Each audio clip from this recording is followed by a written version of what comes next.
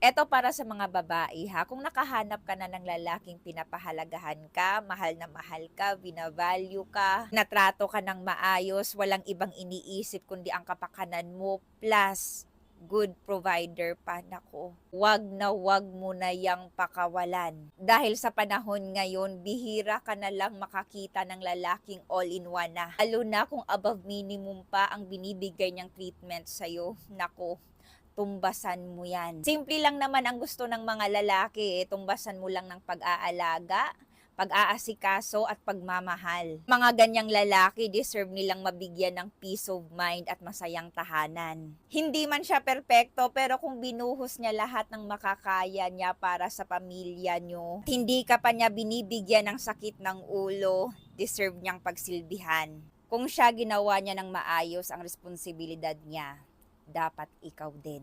Take my advice para